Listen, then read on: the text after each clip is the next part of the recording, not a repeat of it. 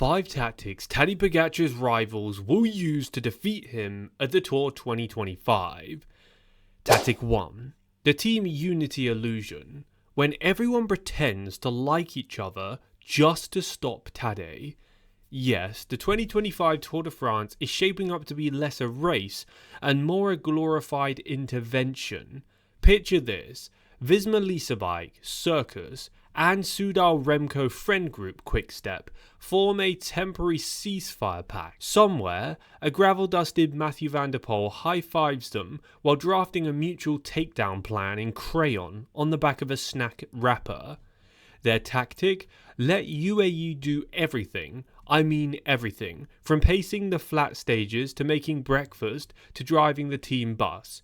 Yonas and Remco will sit in the bunch sipping electrolyte tea, sending each other memes via WhatsApp while Pogačar's boys chase every break like they owe rent to the peloton. But wait, it gets better. On stage 12 they'll launch the simultaneous attack. Remco goes on the Col de What the hell is this, while Yonas counters on the Côte de Absolutely Not, and Vanderpole teleports from a cyclocross pit to somewhere near the summit. The idea is to break Tadej mentally, physically, spiritually, and perhaps metaphysically. Unfortunately, there's one tiny flaw. Pogačar enjoys chaos. He thrives in it. You're not breaking his spirit. You're accidentally creating a 4-hour playground.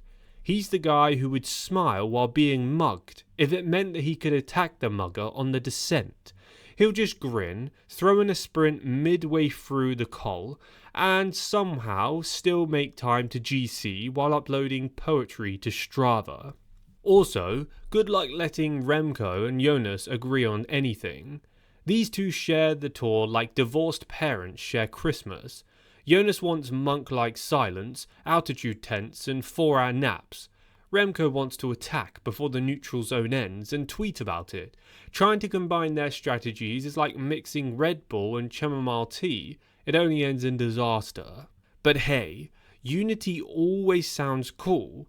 Expect at least one headline before stage 1 reading, quote, "Rivals join forces to stop Pogačar." By stage 3, it'll be updated to, quote, "Rivals blame each other, while Pogačar wins again." Tactic 2. Operation Remco Goes Nuclear, turning Evenepoel into a one-man missile. Let's move on to Belgium's finest export since waffles, Remco Evenepoel. He's a time trial demon with thighs sculpted from marble and the subtlety of a rhinoceros on roller skates. But in 2025 the plan is simple: turn him into a nuclear GC weapon. Forget pacing, forget waiting, forget teammates. In fact, forget basic laws of physics. Remco will go full ballistic every time the road tilts upwards, downwards, sideways, or into another dimension. His tactic? Preemptive detonation. Attack on stage 1, attack during sign-on, attack during rest days. Confuse Tadej with such constant aggression that UAE starts hiding the stage profiles from him to keep his blood pressures stable. Remco's new motto? Quote, "If I don't know when I'm attacking, neither will Tadej."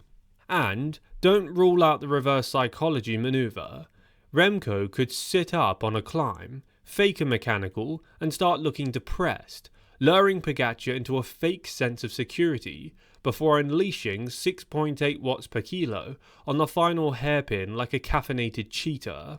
Also, Remco's team, now reinforced by riders who actually climb better than office furniture, might do something they've never done before: support him in the mountains.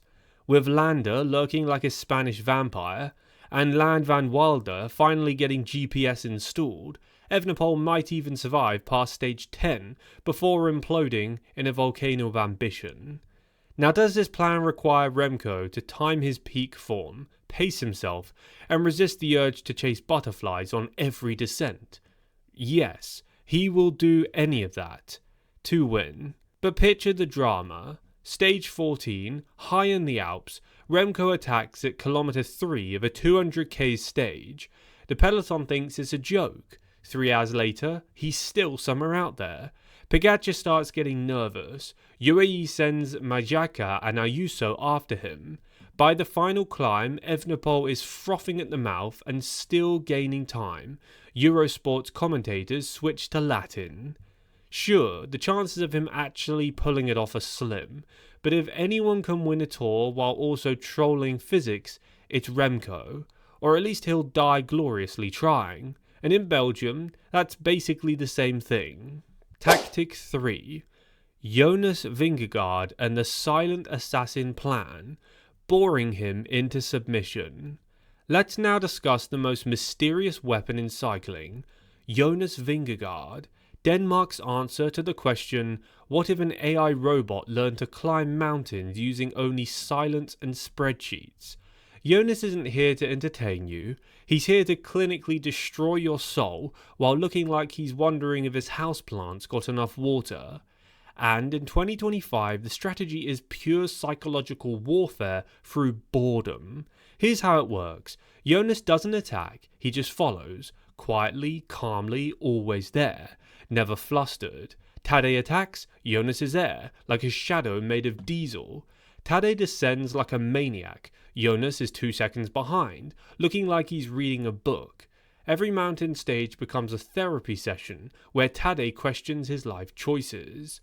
Meanwhile, Team Visma, whatever's new name has refined its robot army, Wout van Aert still exists in 4 dimensions, Sepp Kuss was never released from the altitude chamber, and they've added 7 neo-pros from the future, who only speak in power-to-weight ratios.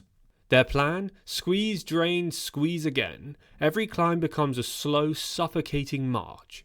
Yonas will only attack when Tadej looks too comfortable, like that one time you smile too much in a horror film and then the killer just shows up. Remember 2022 and 2023? Vingegaard doesn't win with explosions, he wins with attrition, like rain on stone, or taxes. He can force Tadej into his tempo. One day the Slovenian prince will crack, not dramatically, not even visibly, just a soft as he pedals 0.2 watts per kilo below threshold and the robot rolls away into yellow. The only risk, Pogačar learns patience, which is like telling a Jack Russell Terrier to chill. Still, if Yonas can create the world's most exhausting, soul-leeching tour, he might just turn Tadej's joy into exhaustion, and that's a win. But let's be honest, Yonas could show up with 2 working lungs and still ghost everyone on the Col des Tourmalats. You won't even see the attack, he'll just vanish, like your hopes. Tactic 4. The Vanderpole distraction, unleashing mayhem on every stage. You know what this race really needs? A chaotic neutral. Enter Mathieu van der Poel, who rides the Tour de France the same way a toddler attacks a playground. Maximum energy, minimum plan. His role? Weaponize chaos. You see, while Pogačar is calculating GC gaps and Vingegaard is drinking mineral water through a straw made of steel, Van der Poel is launching attacks on flat stages, intermediate climbs, cobbled sectors, and the neutral zone. He's not trying to win GC, he's just here to ruin everyone else's plan. And boy, is it effective. His plan is simple. Cause confusion. On stage 5, he'll drag a doomed breakaway up a 10% gradient while checking his GoPro footage. On stage 9, he'll attack from the team car. On stage 17, he'll win from a group that didn't even exist until 5 minutes ago. Pogačar, being the eternal golden retriever, will chase every single one. Quote, "Oh look, Van der Poel's attacking again, I'm going too." Meanwhile, Yonas calmly sticks to the plan, and Remco blows up trying to join just for the fun of it. Even better, Mathieu van der Poel's presence forces other teams to panic. Suddenly, Bahrain Victorious is pacing, Little Trek is yelling into radios, the Groupama team car is on fire. Meanwhile, Pogačar is now 12th wheel behind 7 doomed breakaways, burning precious matches just to keep up with a guy who literally doesn't care about GC. But here's the twist. Sometimes, Van der Poel decides to climb. He gets bored of sprinting, he starts pacing himself, and for a brief horrifying moment, everyone realizes that he's capable of riding GC pace. This is bad for Tadej. Very bad, because now the Slovenian prince has to wonder, is this a real move or just more Vanderpole madness? By the time he figures it out, he's cooked, or worse, dropped, or worst of all, riding in a group with Matti Vanderpole, Wout and Pedersen on a 15% gradient while Yonas rides into the sunset. Tactic 5. Death by 1,000 climbs. Building a route so evil, Tadej has nightmares. Last but not least, let's talk about the true villain of the tour, the route itself. ASO, in their infinite wisdom and love of drama, may have built a 2025 route so brutally mountainous that it makes the 2023 Giro look like a gravel Grand Fondo. We're talking back-to-back summit finishes, descents on gravel, climbs that start in Switzerland and end in purgatory. The tactic here? Don't beat Tadej, just exhaust him. The idea is that no matter how strong he is, he cannot dance up 73 categorized climbs, 12 HC monsters, and a vertical gravel stage with goats watching every single day.